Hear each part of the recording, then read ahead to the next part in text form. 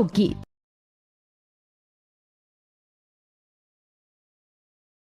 परिचय। प्रस्तुत पाठ हमारी पाठ्य पुस्तक वसंत भाग 1 से ली गई है। इसके लेखक भगवत शरण उपाध्याय हैं। बच्चों, आपने लोकगीत गाते हुए सुना है। आओ इस पाठ में लोकगीत के बारे में जानते हैं और विस्तार से समझने की कोशिश करते हैं कि इसका क्या महत्व है।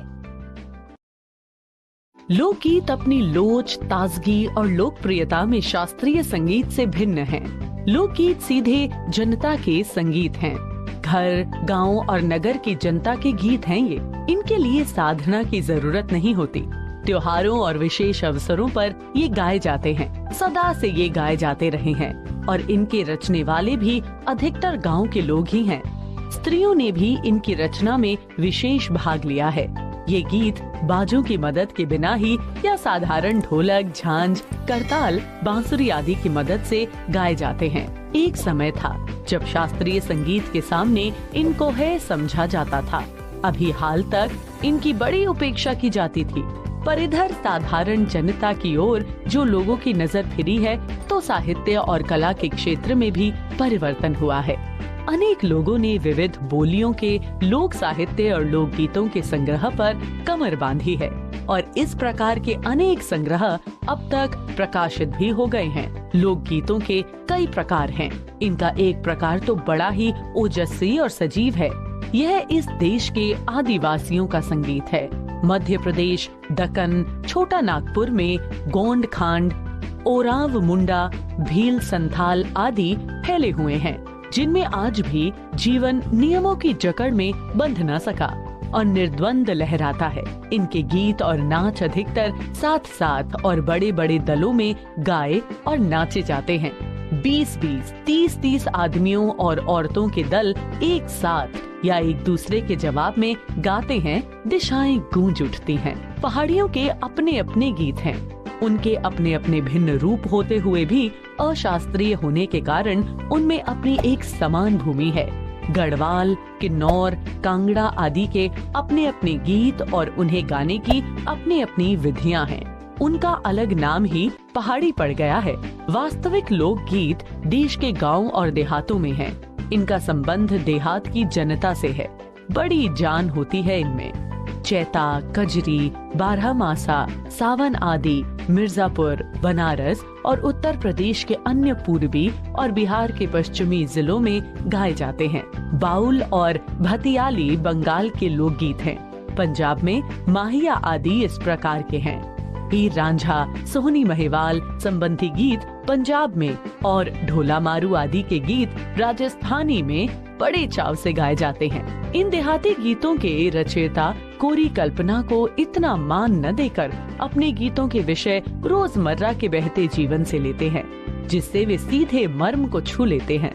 उनके राग भी साधारणतः पीलू, सारंग, दुर्गा, सावन, सोरठ आदि हैं। कहरवा, बिरहा, धोबिया आदि देहात में बहुत गाए जाते हैं और बड़ी भीड़ आकर्षित करते हैं। इनकी भाषा के संबंध में कहा जा चुका है कि ये सभी लोकगीत गांव और इलाकों की बोलियों में गाए जाते हैं। इसी कारण ये बड़े आह्लादकर और आनंददायक होते हैं। राग तो इन गीतों के आकर्षक होते ही हैं। इनकी समझी जा सकने वाली भाषा भी इनकी सफलता का कारण है। भोजपुरी में करीब 30-40 वर्षों से विदेशिया का प्रचार हुआ है। गाने वालों के अनेक समूह इन्हें गाते हुए देहात में फिरते हैं। उधर के जिलों में, विशेषकर बिहार में, विदेशिया से बढ़कर दूसरे गाने लोकप्रिय नहीं हैं। इन गीतों में अधिकतर रसिक प्रियों और प्रियाओं की बात रहती है, परदेशी प्रेमी की, और इनसे करुणा और विरह का रस बरसता है। जंगल की जातियों आदि के भी दल गीत होते हैं, जो अधिकतर बिरहा आदि में गाए जाते हैं। पुरुष एक ओर और स्त्रियां दूसरी ओर एक दूसरे के जवाब के रूप में दल बांध कर गाते हैं और दिशाएं गूंजा देते हैं। पर इधर कुछ काल से इस प्रकार के दलीय गायन का ह्रास हुआ है। एक दूसरे प्रकार के बड़े लोकप्रिय गाने आल्हा के हैं। अधिकतर ये बुंदेलखंडी में गाए जाते हैं। आरंभ तो इसका चंदेल राजाओं के राजकवि जगनेक से माना जाता है, जिसने आल्हा ऊदल की वीरता का अपने महाकाव्य में बखान किया। पर निश्चय ही उसके छंद को लेकर जनबोली में उसके विषय को दूसरे देहाती कवियों ने भी समय समय पर अपने गीतों में उतारा और ये गीत हमारे गांव में आज भी बहुत प्रेम से गाए जाते हैं। इन्हें गाने वाले गांव-गांव ढोलक लिए गाते फिरते हैं। इसी की सीमा पर उन गीतों का भी स्थान है जिन्हें नट रस्सियों पर खेल करते हुए गाते हैं। अधिकतर ये गद्य पदात्मक हैं और इनके अपने बोल हैं। अनंत संख्या अपने देश में स्त्रियों के गीतों की है तो ये गीत भी लोकगीत ही, पर अधिकतर इन्हें औरतें ही गाती हैं। इन्हें सिरजती भी अधिकतर वही हैं। वैसे मर्द रचने वालों या गाने वालों की भी कमी नहीं है, पर इन गीतों का संबंध विशेषतः स्त्रियों से है।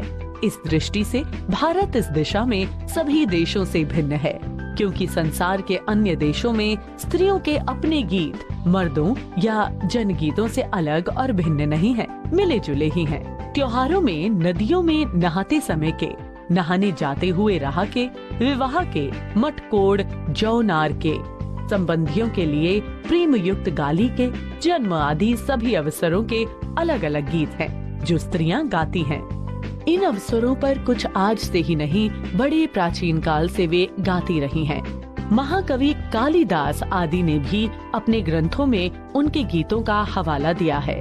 सोहर, बानी, सेहरा आदि उनके अनंत गानों में से कुछ हैं। वैसे तो 12 मासे पुरुषों के साथ नारियां भी गाती हैं। एक विशेष बात यह है कि नारियों के गाने साधारणतः अकेले नहीं गाए जाते, दल बांधकर गाए जाते हैं। अनेक कंठ एक साथ फूटते हैं। यद्यपि अधिकतर उनमें मेल नहीं होता, फिर भी त्योहारों और शुभ अवसरों पर वह बहुत ही भले लगते हैं। गांव और नगरों में गायिकाएं भी होती हैं, जो विवाह, जन्म आदि के अवसरों पर गाने के लिए बुला ली जाती हैं। सभी ऋतुओं में स्त्रियां उल्लसित होकर दल बांधकर गाती हैं, पर होली, बरसात की कजरी आदि तो उनकी अपनी चीज है, जो सुनते ही बनती है। पूरब की बोलियों में अधिकतर मैथिल, कोकिल विद्यापति के गीत गाए जाते हैं, पर सारे देश के कश्मीर से कन्याकुमारी, केरल तक और काठियावाड़, गुजरात, राजस्थान से उड़ीसा, आंध्र तक अपने अपने विद्यापति हैं। स्त्रियां ढोलक की मदद से गाती हैं। अधिकतर उनके गाने के साथ नाच का भी पुट होता है। गुजरात का एक प्रकार का दलीय गायन गरबा है, जिसे विशेष विधि से घेरे में घूम घूम कर औरतें गाती हैं। साथ ही लकड़ियां भी बजाती जाती हैं, जो बाजे का काम करती हैं। इसमें नाच गान साथ चलते हैं। वस्तुतः यह नाच ही है।